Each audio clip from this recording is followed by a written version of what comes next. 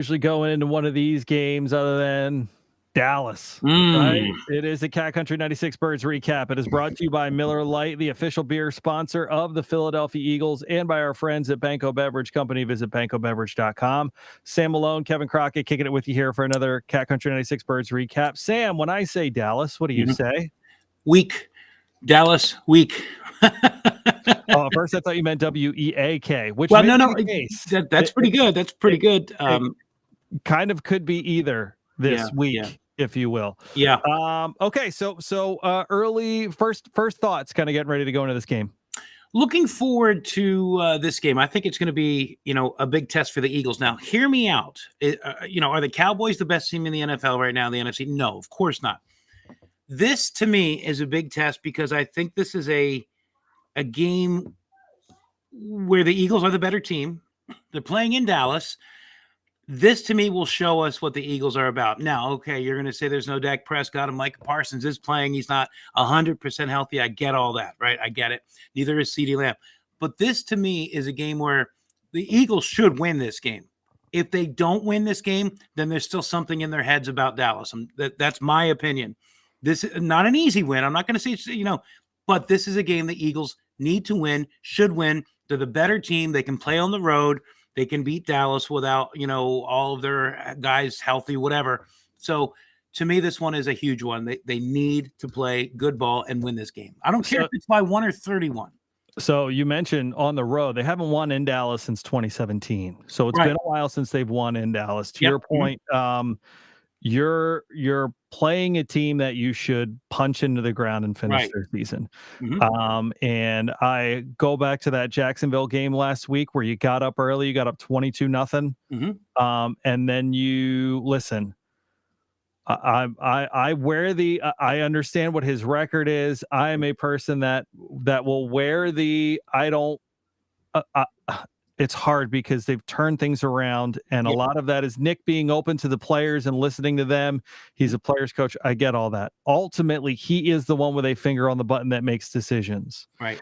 And you look at Dan Campbell last year with the Lions, and that's his thing. Dan Campbell's going to Riverboat Dan is going to roll the dice there.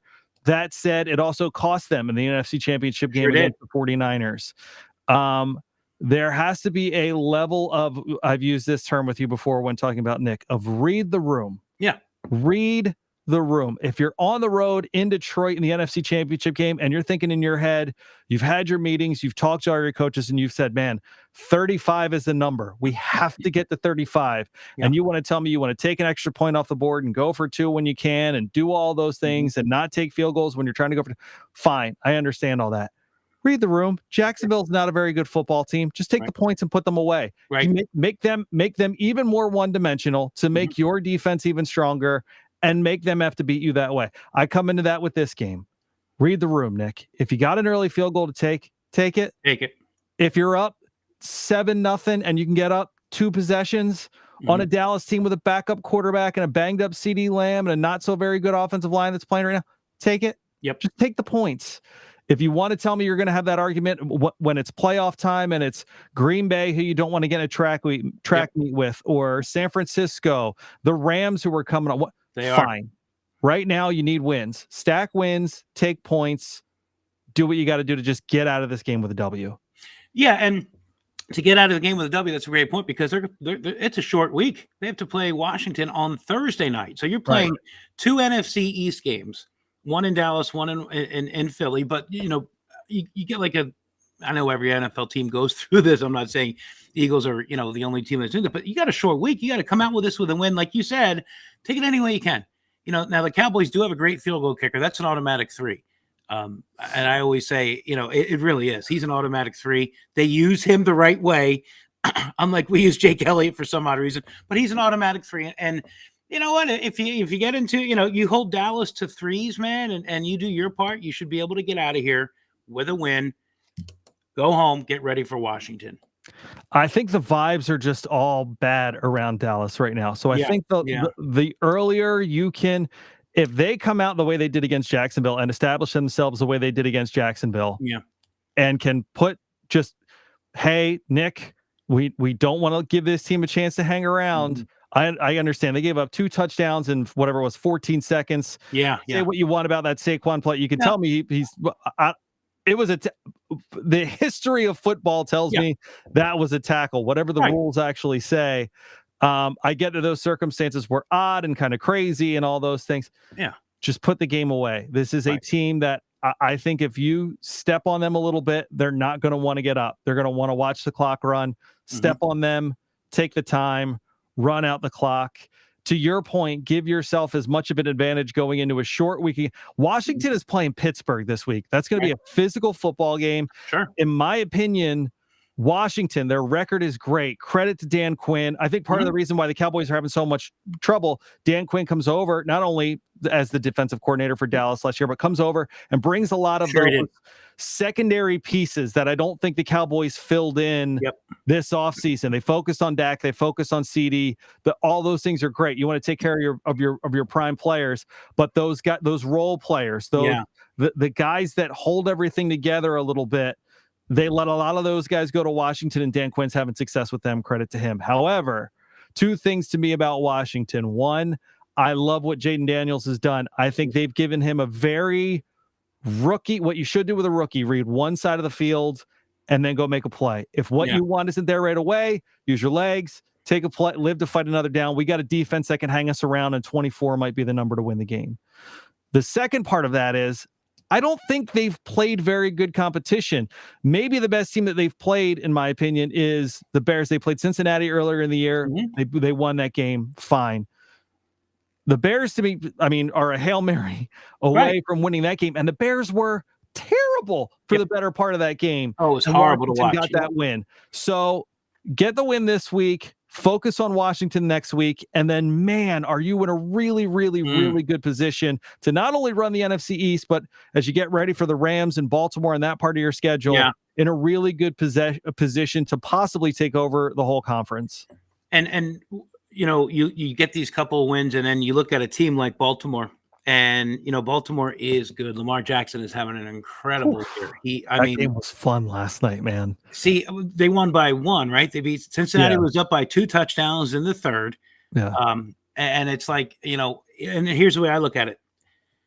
All right, I think the Eagles Baltimore game is in Baltimore. I'm pretty sure. Yes. Okay, so if you win against Dallas, if you win against Washington, and you lose against an AFC team like Baltimore, all right, that's going to make us 8-3. Not the end of the world. Take care of what you have to take care of. Whatever happens in Baltimore is going to happen in Baltimore. But that's why you're right. These 2 games are so crucial right now. Like normally, I think Crockett would be like, "Hey, if we go 1-1, I think we'll be okay." No, you need to go 2-0 with the schedule coming up that we discussed, and a team like Baltimore and the Rams and things like this, and more NFC East opponents as well. You have Washington again and Dallas again.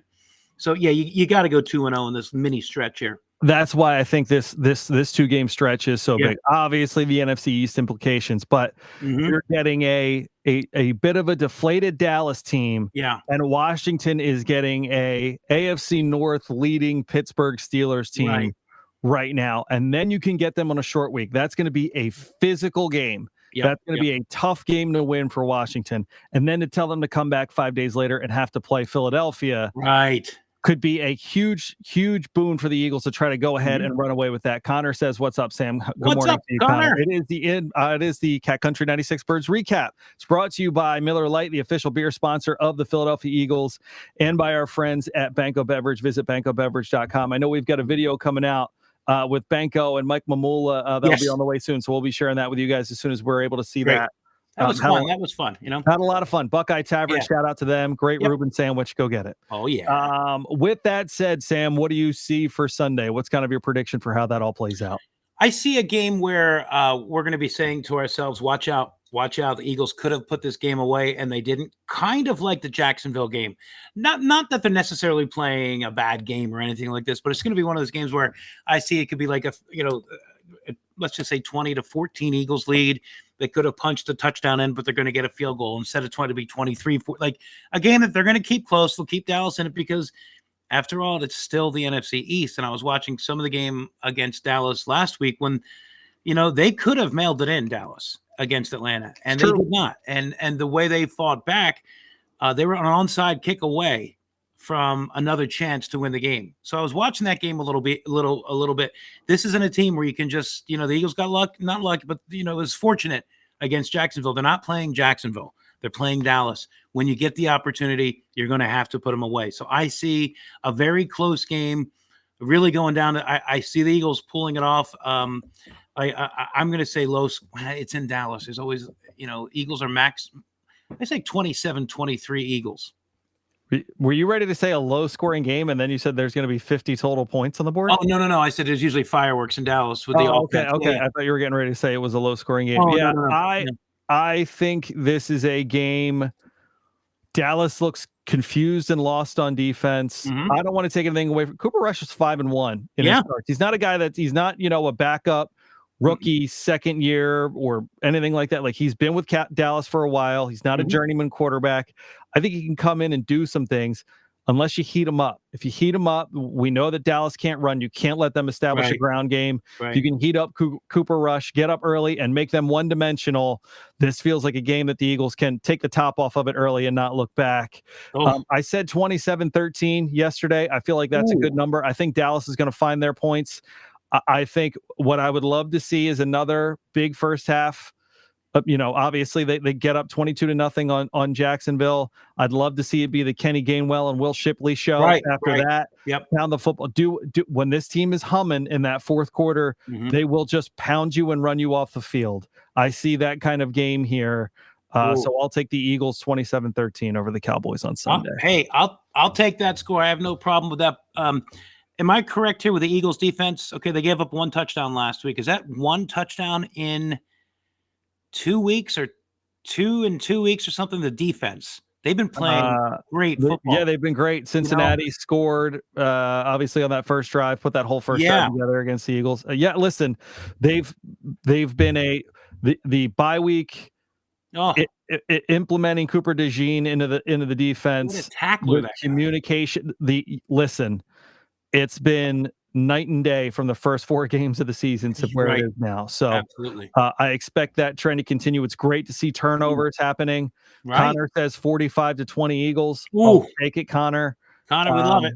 So we'll see how it goes.